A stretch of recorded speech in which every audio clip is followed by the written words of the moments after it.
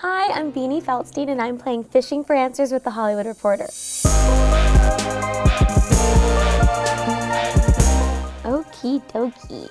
Growing up, I got in trouble for not much. I was the good kid. The first thing that came to mind was sneaking a bag of chocolate chips into my room and eating them.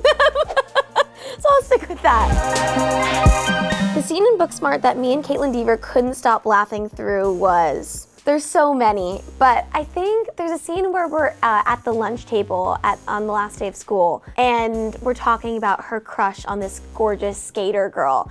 And I improvised this line about her first crush ever being the little white cat from the Aristocats, and she was not expecting me to say that, and she laughed so hard. And then every time we tried to do the scene, we couldn't get to that moment and we couldn't stop laughing. Also, anytime Noah Galvin was around, Caitlin could not keep it together, and it was amazing.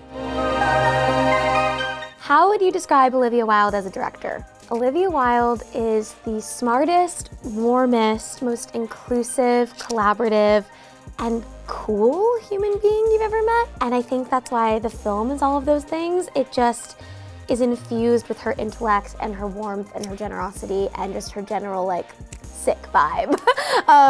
So that's why I would describe Olivia. She's a goddess walking among us. What was your favorite memory from working on Lady Bird?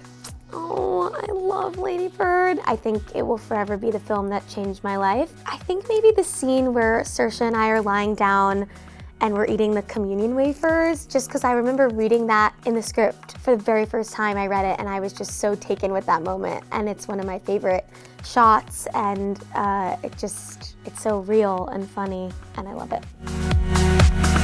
Which Hogwarts house are you in? Ravenclaw. I'm a Ravenclaw because I really love school. I think I lead with my brain more than courage or anything else, any of the other houses. Just every test I've ever taken, every time I read the books, it's Ravenclaw.